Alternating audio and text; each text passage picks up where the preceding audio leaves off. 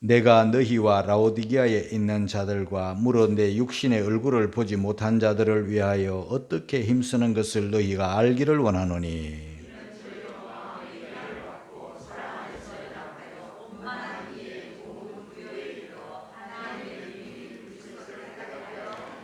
그 안에는 지혜와 지식의 모든 보화가 감추어 있느니라. 다 같이, 이는 내가 육신으로는 떠나 있으나 심령으로는 너희와 함께 있어 너희의 규모와 그리스도를 믿는 너희 믿음에 굳은 것을 기쁘게 봄이라. 카타르 월드컵 이제 거의 막바지에 와 있습니다. 우리 대한민국 축구 대표단이 참 수고를 많이 했습니다. 지난 7일 인천공항을 통해서 입국하는 모습을 뉴스를 통해서 보았는데요. 인산인해를 이루었습니다. 수고했다고. 16강에 든 우리 선수들을 환영하고 그렇게 기쁘게 맞이했습니다. 제가 가끔 외국 나갔다 돌아오면 아무도 안 나왔습니다. 정말 우리 선수들 수고했습니다. 땀 흘린 그 수고가 보람으로 나타났습니다. 그런데 모든 수고가 다 보람된 건 아니에요. 보람되지 않는 수고도 많습니다. 열심히 일했지만 헛수고인 경우도 많고, 열심히 농사 지었지만 이렇게 잘못될 수가 많습니다. 우리가 수고해도 피곤을 모르는 까닭은 보람이 있기 때문이죠. 우리가 수고해도 지칠 줄 모르는 것은 가치가 있는 수고이기 때문입니다. 그런데 그런 수고가 이 세상에는 많지 않습니다. 우리 성도들이 잘 분별을 해야 되는데요. 정말 보람된 수고, 가치 있는 수고를 해야 되잖아요. 그건 바로 복음을 위한 수고예요. 살리는 수고잖아요. 주님과 교회와 복음을 위한 수고만이 정말 보람되고 가치 있는 수고예요. 오늘 성경 골로새서 2장 1절 그 바로 앞절이 29절인데 원래 다 연결되어 있는 구절인데 사람이 장과 절을 나누어 놨어요. 읽기 쉽게 하기 위해서, 찾기 쉽도록 하기 위해서 이 성경이, 이 골로새서가 기록되고 성경이 완성된 그 이후에 1200년이나 지난 다음에 사람이 장과 절을 만들었기 때문에 장과 절은 본문이 아니에요. 읽기 쉽고 찾기 쉽도록 하기 위해서 만들어 놓은 거예요. 29절과 2장 1절은 연결된 말씀이에요. 우리 29절을 한번, 1장 29절을 한번 읽고 갑니다. 다 같이 시작. 이를 위하여 나도 내 속에서 능력으로 역사하시는 이의 역사를 따라 힘을 다하여 수고하노라. 힘을 다하여. 2장 1절에 보면은 힘쓰는 것을, 그래서 여러분 힘쓴다, 또 수고한다 이런 말들은요 그냥 가벼운 말이 아니에요. 굉장히 군사 용어예요. 군인들이 전쟁터에 나가서 이기기 위해서, 전쟁터에 나가기 전에는 훈련받고 나가서는 이기기 위해서 생명 걸어놓고 하는 거잖아요. 그럴 때 쓰는 말이 복음을 위해서, 교회를 위해서, 주를 위해서 힘을 다해서 사도 바울이나 주의 종들이 수고를 하는 거예요. 마치 운동선수들이 이기기 위해서, 우리 국가대표 선수들이 이기기 위해서 포르투갈하고 그 접전을 하는 모습들 우리가 다 마음 졸이면서 보았잖아요. 얼마나 수고합니까? 자, 이렇게 복음을 위해서, 주의 일을 위해서, 살리는 일을 위해서 힘쓰고 애쓰는 그런 우리들이 되어야 되겠죠. 내 육체를 즐겁게 하는 일에는요, 잠시는 좋을지 모르지만은 그건 보람도 없고 가치도 없고 의미도 없어요. 또 이 세상을 위해서 우리가 수고하는 것도 마찬가지예요. 그러나 내 육체보다 더 중요한 내 영혼을 위한 수고, 나 자신을 위한 수고보다 주님과 복음을 위한, 교회를 위한 수고, 이 세상을 위한 수고보다 저 영원한 하나님의 나라를 위한 수고, 이런 수고들은 가치가 있고 보람이 있는 거예요. 성경에 보면 이런 말씀이 있어요. 로마서 8장 18절에 보니까 현재의 고난은 장차 우리에게 나타날 영광과 좋게 비교할 수 없도다. 그랬어요. 장차 나타날 영광을 내다보고 고난까지라도 기쁨으로 힘쓰고 애쓰고 수고하는까지라도 마다하지 않는 그 모습, 장차 나타날 영광 때문에 그런 거죠. 그리고 주님과 복음과 교회를 위한 수고는 결코 헛된 수고가 아니라고 고린도전서 15장 58절에 그렇게 말씀합니다. 내 사랑하는 형제들아 견고하라. 내 사랑하는 형제들아 흔들리지 말라. 내 사랑하는 형제들아 항상 주의 일에 더욱 힘쓰는 자들이 되라. 더욱 힘쓰는 자들이 항상. 왜? 이는 너희 수고가 주 안에서 헛되지 않을 줄을 알미니라. 그래서 수고하시는 중에 더 수고하기를 바랍니다. 항상 수고할 수 있기를 바랍니다. 신앙생활 하다 보면, 교회생활 하다 보면 때로는 지칠 때가 있어요. 때로는 낙심할 때가 있어요. 때로는 피하고 싶을 때도 있어요. 의욕이 상실될 때가 있어요. 더 심한 경우는 탈진까지 하는 경우도 있어요. 여러분, 그러나 오늘 저와 여러분들이 사도 바울의 이 전투적 힘쓰고 전투적 수고를 하는 이 모습을 우리가 본받아서 저와 여러분들도 더욱 보람있고 가치 있는 일에, 복음을 위해, 주님을 위해 살리는 일에 힘쓰고 애쓰는 그런 우리 성도들 다 되시기를 주의 이름으로 축원합니다.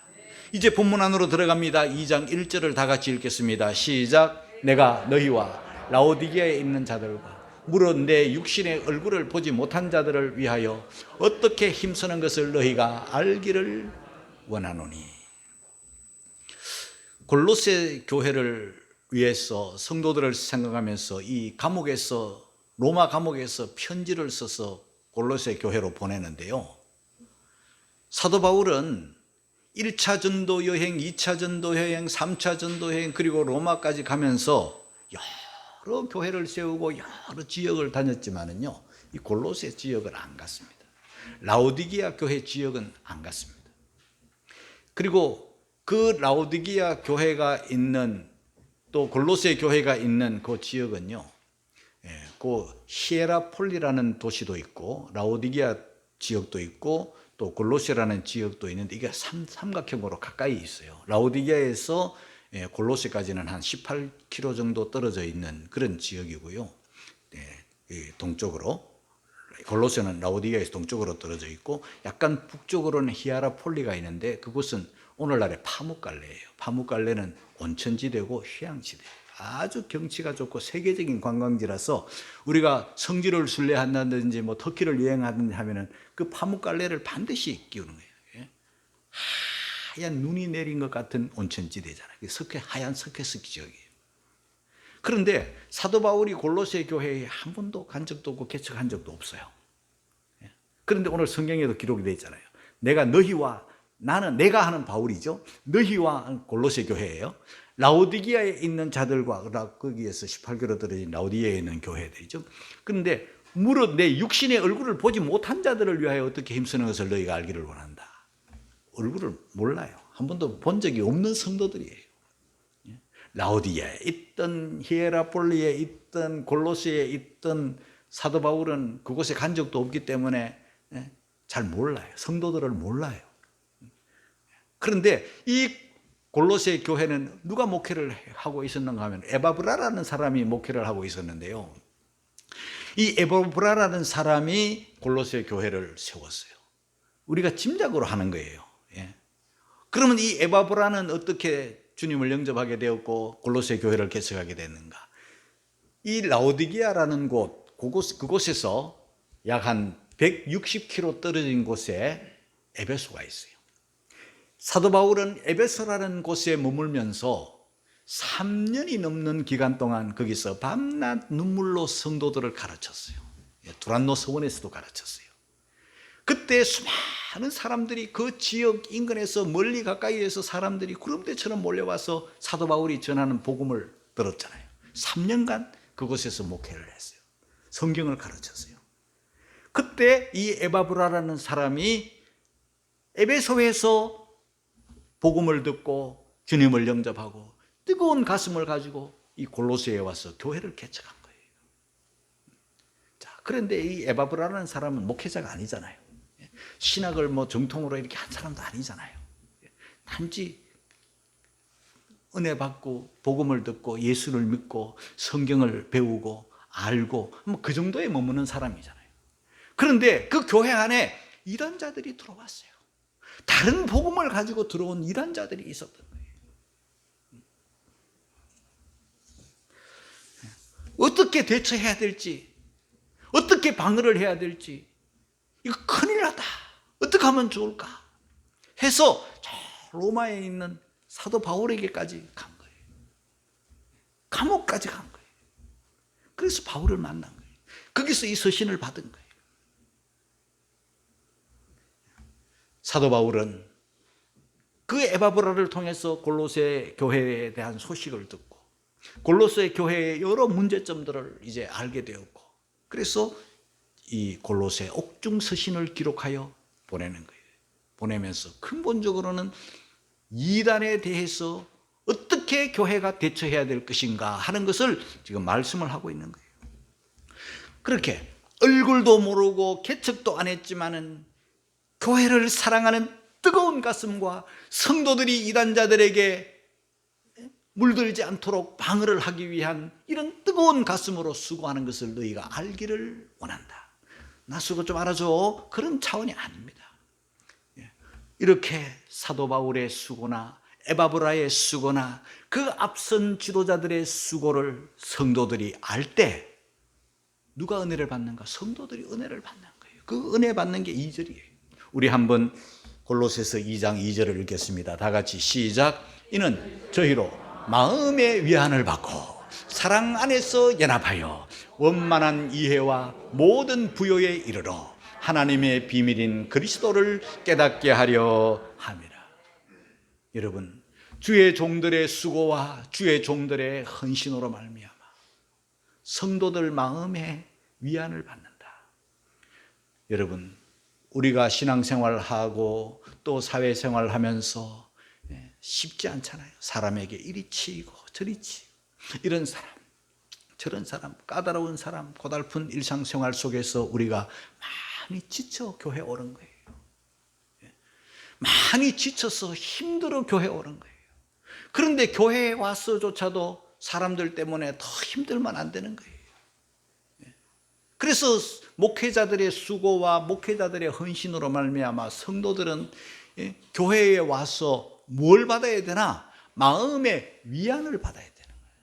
사랑하는 성도 여러분, 저의 목회와 저의 수고로 말미암아 저의 헌신으로 말미암아 여러분들이 마음의 위안이 있기를 주의 이름으로 축복합니다. 더 상처받으면 안 돼요. 그 마음의 위안만 받으면 되는가? 그걸로 끝나면 안 돼요. 사랑 안에서 성도들이 서로 연합해야 될 줄로 믿습니다.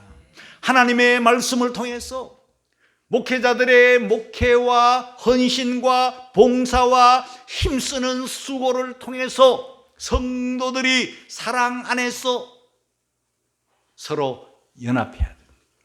하나 되게 하는 거죠. 여럿이 하나가 되는 거예요. 그게 연합이에요. 부부가 연합하듯이 성도들이 주님 안에서 사랑 안에서 연합을 해야 됩니다. 여러분, 이단자들은요, 더 나아가 이 마귀는요, 성도들을 분리시킵니다. 무엇을 보고 아는가? 나누어지는가? 분리되는가? 아니면 연합하는가? 하나가 되는가? 지혜로운 성도들은, 깨어있는 성도들은, 성령의 인도를 받는 성도들은, 정말 주님을 사랑하고 주님을 제대로 아는 성도들은 나누어지고 흩어지고 물러가고 그리고 깨지고 이런 분리하고 이런 것을 볼 때 사탄의 역사구나 하고 무릎을 꿇습니다. 하나님께 기도합니다. 이단의 존재와 사탄의 존재가 얼마나 무서운가 하면은 주님과 나를 분리시켜버려요. 성도와 성도를 분리시켜버려요. 목회자와 성도를 분리시켜버려요. 흩어지게 만들어요. 사랑 안에서 목회자의 수고와 헌신으로 말미암아 여러분들이 사랑 안에서 연합할 수 있기를 주의 이름으로 축원합니다. 연합을 하려면 나를 좀 내려놓아야 돼요. 기도해야 돼요.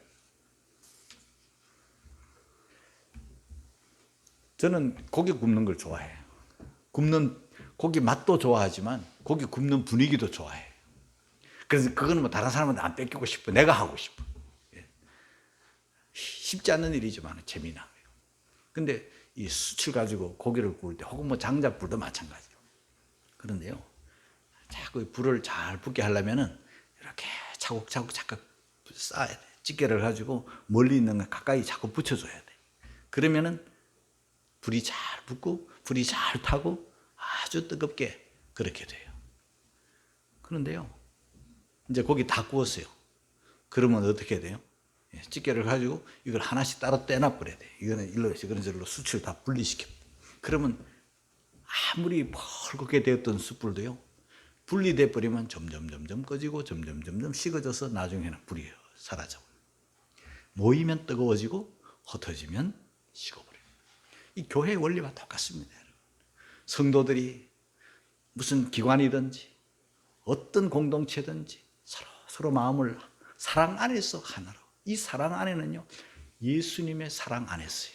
내 속에서야 뭐 사랑 나와봤자예요, 여러분. 내 속에서 일어나는 사랑은 한계가 있어요. 내 힘은 한계가 있어요. 주님 주시는 은혜 안에서, 주님 주시는 사랑 안에서 그게 가능한 거예요. 그 다음에 이렇게 교회 와서 주의 종들의 수고와 헌신으로 말미암아 마음의 위안을 받고 좋아. 둘째, 서로 사랑 안에서 연합, 좋아. 그걸로 끝나면 안 돼요. 어디까지 가야 되나? 예수님을 바로 깨닫는 자리까지 나아가야 될 줄로 믿습니다. 2장 2절이 그걸 말하잖아요. 원만한 이해와 모든 부요에 이르러 하나님의 비밀인 그리스도를 깨닫게 하려 함이라. 사랑하는 성도 여러분, 우리 모두가 교회 생활, 신앙생활, 목회자의 헌신과 봉사와 힘쓰는 수고로 말미암아 여러분들이 그리스도를 깨닫기를 주의 이름으로 축복합니다. 그리스도를 발견할 수 있기를 주의 이름으로 축복합니다. 그리스도를 발견하는 게 왜 그렇게 귀한가? 골로새서 2장 3절로 넘어갑니다. 다 같이 시작. 그 안에는 지혜와 지식의 모든 보화가 감추어 있느니라. 할렐루야. 우리가 예수님을 대충 그냥 시시하게 여기고 교회만 왔다 갔다 하는 정도를 가지고는 예수 안에 있는 지식과 예수 안에 있는 지혜와 예수 안에 있는 모든 보화를 발견하지 못합니다, 여러분. 금덩어리들이요, 그냥 길거리에 널브러져 있는 게 아니에요. 금광 안에 있어요. 금을 캐려면 금광 안에 들어가야 됩니다. 금광 안에 들어왔다고 금을 캐는 게 아니에요. 그 금광 안에 있는 금맥을 찾아서 들어가야 돼요. 그 금맥을 찾아서 금을 캤다고 다 금이 아니에요. 크기는 돌과 별의별 흙과 온갖 잡동사니들이 한꺼번에 다 덮여 있어요. 그 안에서 황금을 끄집어내요. 황금을 채취해내는 거예요. 발견해내는 거예요. 우리 보배와 같은 예수, 보화가 가득 감추어 있는 그 비밀, 하나님의 비밀 그리스도, 알면 알수록 고상하고 알면 알수록 존귀한 예수 그리스도, 캐내는, 발견하는 그 보화를 발견하면은요, 자기의 모든 것을 다 팔아서 그 밭을 사는 농부가 같이, 값진 진주 하나를 발견하면 자기가 지금까지 가지고 있었던 모든 인조 진주 이거 다 버리고 예수 진주, 복음 진주, 그 보화 발견한 자의 기쁨. 교회 생활, 신앙 생활은 어떤 것입니까? 보화를 발견한 자의 기쁨을 가진 신앙 생활인 줄 깨닫기를 주의 이름으로 축원합니다.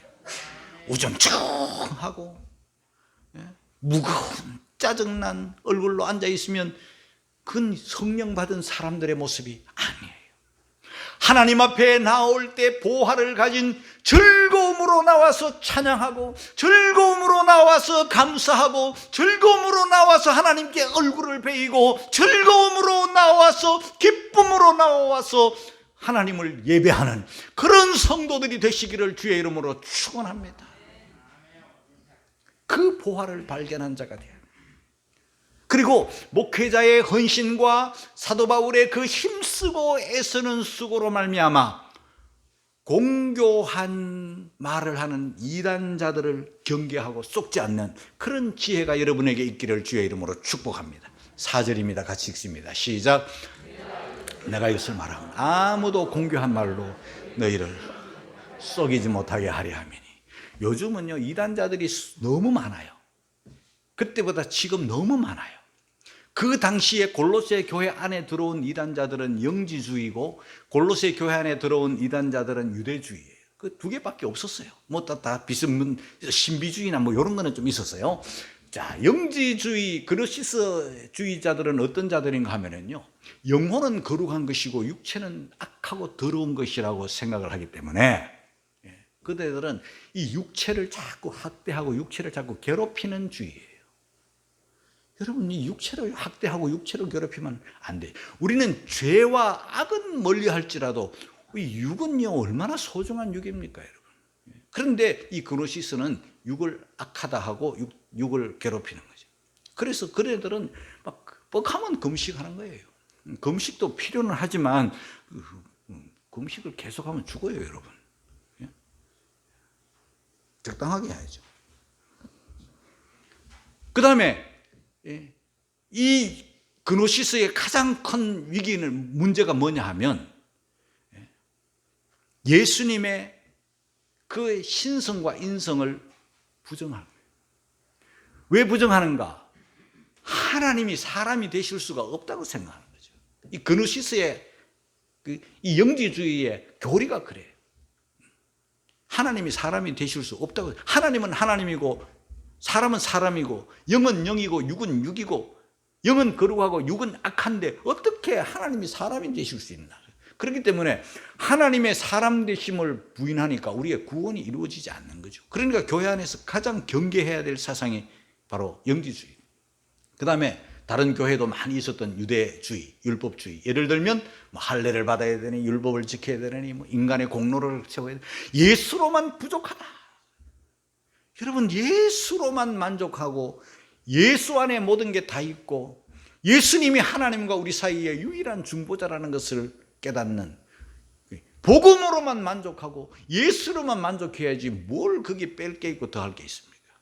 그런데 사람들은요, 자꾸 뭘 덧붙이려 해요. 자꾸 빼려고. 여기에서 이단자들이 발생하는 거죠. 그 이단자들의 열심은요, 우리가 따라가기 힘들 정도로 열심히 극심하잖아요. 그 신천지의 열심 한번 보세요, 여러분. 요즘은 좀 뜸하고 이 코로나 시대에 좀 뜸해서 이 이단자들이 집집 가가호 방문을 잘 안 하고 있는데요. 제가 오래전에 저기 아파트 5층에 살 때요, 이단자가 왔어요. 그 다음에 누구냐 하면 신천지가 왔어요. 여호와의 증인이 왔어요. 여호와의. 아침 오전 한 10시쯤 돼 배를 눌려가지고 열어보니까 누구신가요? 하고 보니까 이단, 기쁜 소식을 가지고 왔습니다. 이러면서 왔어요. 그래서 뭐 깨어라 파스텔 뭐 이런 걸 가지고 왔어요. 그래서 여기 예수 믿는 집이니까 돌아가시기 바랍니다 하고 조용히 말했어요. 근데 왜 교패가 붙어 있는데 왜 이렇게 들어오십니까? 이러면서 내가 조금 말을 했어요. 뭐 기쁜 소식 가져왔니? 뭐 어쩌고 저쩌고 하면서 내 말은 듣는 둥 마는 둥 하면 자기 말을 자꾸 해요. 이제 가시기 바랍니다 하고 이렇게 했더니 문을 닫으니 문이 안 닫혀요. 왜냐하면 밑에 발로 딱 걸어놓고 있는 거예요. 이야, 내가 말을 해도 안 가고 발 걸어놓고 문을 당겨도 안 가고 이 사람들 그냥 보내서는 안 되겠다 싶어가지고 내가 좀 의도적으로 내 얼굴이 좀 이렇게 곱상하고 좀 이렇게 이러니까 나를 만만하게 본 거야. 그래서 이제 좀 세게 해야 되겠다. 그래서 의도적으로 목소리를 일부러 막 굵게 하고 막 눈을 막 이렇게 하고 성난 것처럼 가라니까 예수 믿는 집에 왜 오는 거야? 막 내 나름대로 최고로 좀 무섭게 해가지고 해도 겁을 안 내. 그러면 막 그냥 아주 면박을 좀 세게 줬어요. 다시는 오지 못하게. 이 집 5층은 아주 뭐 질려가지고 아예 안 오게 막 그냥 하고, 이런 교패 붙은 집에는 다시는 못 들어가게 내가 막 콱 이래 했더니, 그랬더니 막 강제로 막 문을 닫고 막 강제로 쫓아내가지고 막 이렇게 문을 닫고 했네. 어우, 되게 세네 진짜 저 사람들 이러면서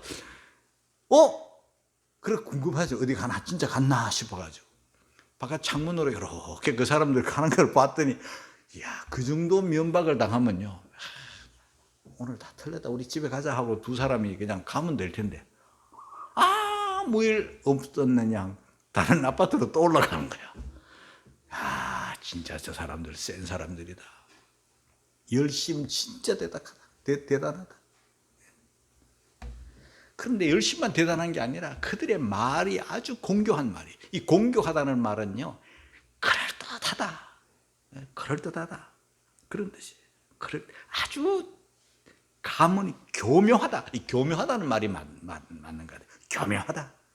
어디서 막 끼워 맞춰가지고 그냥 그렇게 교리를 만들어가지고. 여러분, 공교한 말과 막 불같은 열심, 그 열심을 가지고 교회 안에 들어와가지고 그 장난을 치니 연약한 성도들이 흔들릴 수밖에 없잖아요. 여러분, 우리는 속지 않는 성도들이 되기를 주의 이름으로 축복합니다. 이 보이스피싱에 속으면요, 재산 다 날아가 버리잖아요. 여러분 통장이 그 사람한테 가버리는 거예요. 여러분의 카드가 그 사람한테 가버리는 거예요. 아차 하면, 그러면 그 사람들이 내 카드를 다 빼먹고 내 통장에 있는 모든 거 다 빼먹고 그러는 거예요. 굉장히 어렵잖아요. 그래서 잃는 재산이 한두 푼이 아니잖아요. 속지 말아야 되는 거와 마찬가지로 기껏해야 내 재산, 내 돈, 내 카드 이런 정도 아니라 이 이단자들에게 속으면요, 내 영혼을 하나님과 나 사이를 분리시켜버리고 천국을 못 가게 되어버리니, 교회에서 이탈되어버리니, 이거보다 더 비참한 일이 어디 있습니까? 결사적으로 막아야 될 일이 이 공교한 자들에게 속으면 안 되는 거예요. 잠언 1장 10절에 보니까 악한 자가 너를 꿰일지라도 쫓지 말라. 악한 자들이 많아. 우리 예수님 뭐라고 말씀하셨습니까? 마태복음 7장 15절 다 같이 시작. 거짓 선지자들을 삼가라. 양의 옷을 입고 너희에게 나오나 속에는 그 노략질하는 일이라. 나 거짓 선지자다 하고 이마에 붙이고 오지 않습니다. 양의 옷을 입고 온다. 그러니까 조심해야 하는 거죠. 계속 경고합니다. 마태복음 24장 11절에 보니까 같이 읽습니다. 시작. 거짓 선지자가 많이 일어나 많은 사람을 미혹하겠습니다. 정신 똑바로 차리기를 주의 이름으로 축복합니다, 여러분. 예? 목회자가 이렇게 있고 이런 말씀을 듣고 우리 그런 교회, 그런 성도들은 괜찮은데, 그 옛날 골로새 교회나 지난번에 들었던 갈라디아 교회나 데살로니가 교회나 속수무책으로 당하잖아요.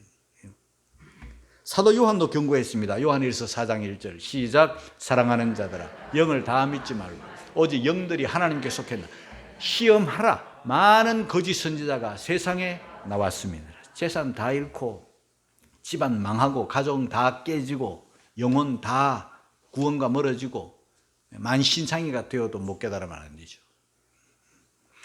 고린도후서 11장 13절 14절 읽습니다. 시작. 저런 사람은 거짓 사도요 괴휼의 역군이니 자기를 그리스도의 사도로 가장하는 자들이니라. 이것이 이상한 일이 아니라 사단도 자기를 광명의 천사로 가장하나니. 가장한다. 괴휼의 역군이다. 괴휼은 두 말 하는 거예요. 이렇게 저렇게 아주 능수능란하게 필요에 따라서 말 바꾸는 거예요. 조심해야 됩니다.